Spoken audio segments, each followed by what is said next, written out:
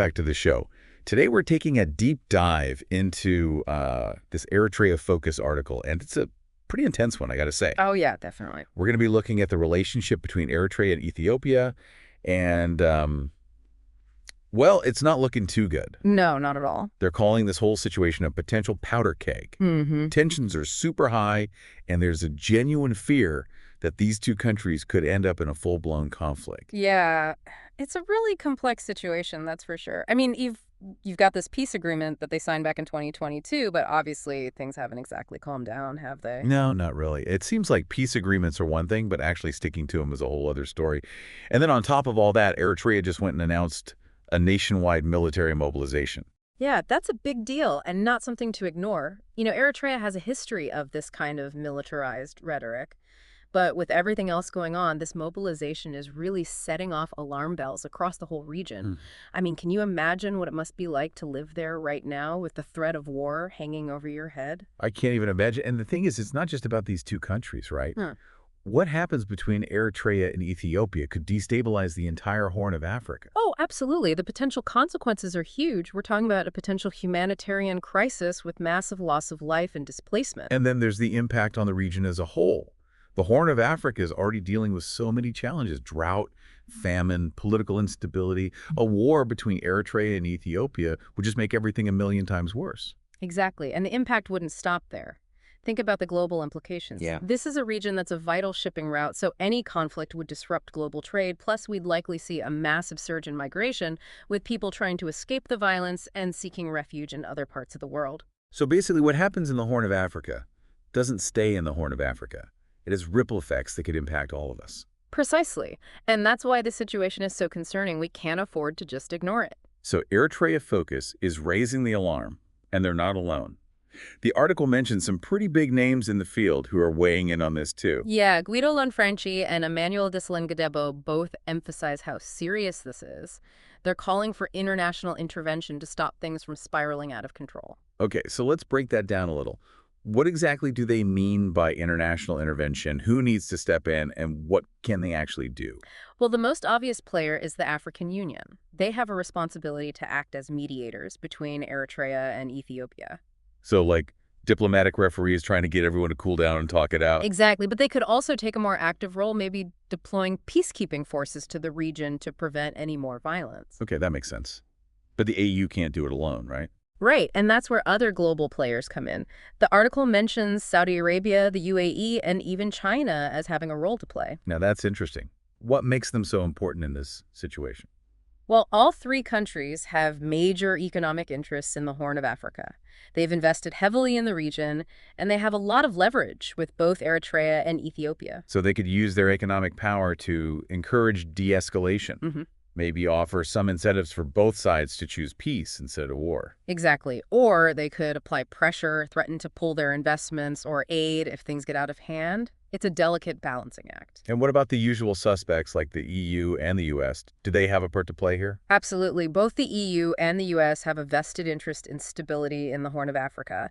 They can contribute through diplomatic channels, economic assistance, and working with regional partners like the AU. So it sounds like it's going to take a global effort to stop this from turning into a disaster. This isn't a problem with an easy solution. It'll require a multifaceted approach with everyone working together.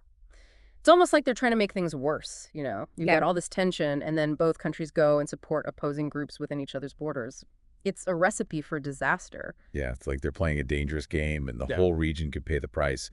It seems like there's just so much distrust between Eritrea and Ethiopia. Oh, there is, and for good reason, too. They have this long and really complicated history full of conflict and suspicion.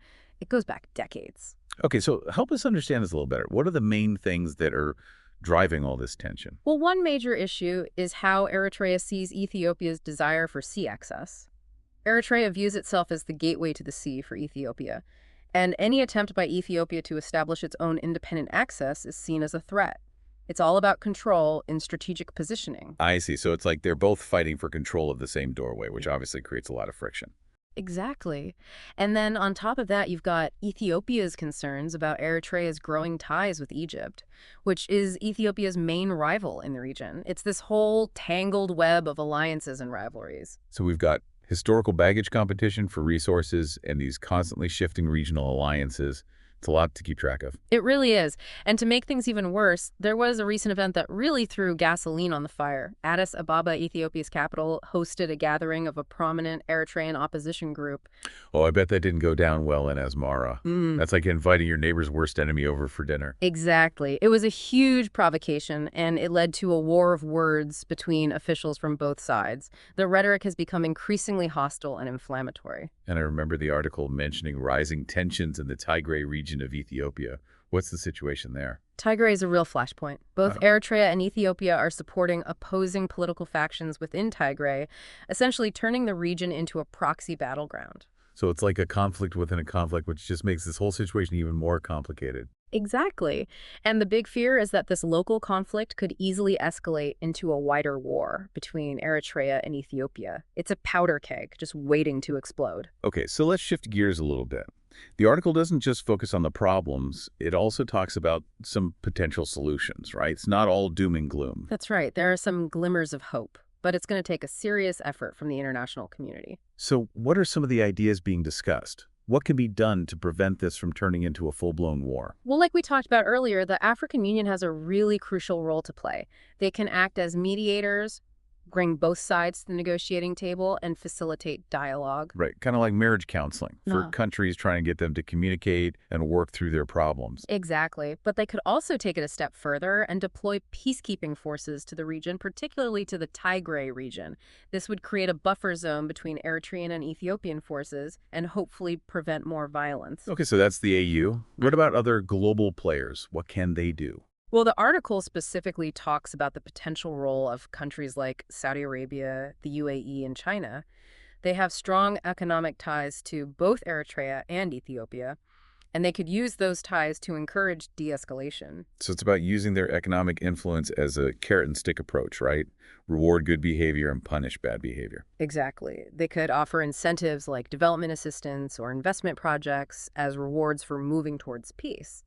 And on the flip side, they could threaten to pull their investments or aid if things start to escalate. Okay, that makes sense. But it seems risky to rely on these countries that have their own interests in the region. I mean, wouldn't they be tempted to use this situation to their advantage? It's definitely a valid concern, Yeah. but it's also the reality. These countries have a lot of influence in the Horn of Africa, and we have to be realistic about how we engage with them. Fair enough. And what about the EU and the US? What role can they play? The EU and the US can contribute through diplomacy, economic assistance, and working with regional partners like the AU. They can also use their influence in international financial institutions to encourage de-escalation. So, for example, they linked financial aid or debt relief to concrete steps towards peace. Exactly. It's about using all the tools we have to encourage a peaceful resolution to this conflict. Okay, so we've discussed the role of various international actors, but what about the people of Eritrea and Ethiopia? What role can they play in all this? That's a great question. And it's important to remember that peace ultimately starts with people. It's about fostering understanding, empathy, and a commitment to dialogue across borders and cultures. Yeah, it's easy to get caught up in the geopolitics and forget that there are real people who are directly affected by this conflict. What can we as individuals do to support peace efforts in the Horn of Africa? Well, first and foremost, stay informed. Read articles like this one from Eritrea Focus. Follow developments in the region and understand the complexities of the situation. You can also reach out to your elected officials and urge them to prioritize diplomacy and de-escalation. Support organizations that are working on the ground to promote peace and reconciliation. Even a small donation can make a difference. So it's about using our voices and our resources to push for peaceful solutions, even from a distance. Exactly. And don't underestimate the power of individual action. Every voice counts, every donation matters. By working together, we can make a real difference and contribute to building a more peaceful and just world. It feels like we've covered some pretty heavy stuff today. War, conflict, international pressure. There's a lot to take in, you know? Yeah, I agree. It's easy to feel overwhelmed by it all, but it's important to remember that peace is possible even in the toughest situations. It is good to hear that. So if we zoom out and look at the bigger picture, what's the main takeaway for our listeners? Well, I think the most important point is that the situation between Eritrea and Ethiopia is extremely fragile. There's a very real risk of war. And the consequences would be devastating not just for those two countries, but for the entire region and maybe even the whole world. So what happens over there can affect all of us, even if we're thousands of miles away. It really shows how connected we all are in the world, doesn't it? It does, and it highlights how important it is to understand these conflicts even if they seem far away from our everyday lives. Right, so we've established that this is a serious situation with global implications. But what can we as individuals actually do about it? It's easy to feel helpless when faced with such a complex problem. I understand that feeling. But there are things we can do. First of all, we need to stay informed. Read articles like this one from Eritrea. Focus, keep up with the news, and educate ourselves about what's going on. Knowledge is power, right? Right, the more we understand, the better equipped we are to take action. What else can we do? We can use our voices. We can contact our elected officials and urge them to make diplomacy and de-escalation a priority. We can support organizations working in the Horn of Africa to promote peace and reconciliation. Even a small donation can make a difference. So it's about raising awareness, putting pressure on our leaders, and supporting those who are working for peace on the ground. These are all things we can do even from far away. Exactly. And don't underestimate the power of individual action. Every voice matters. Every donation counts. By working together, we can really make a difference and help create a more peaceful and just world. Well said.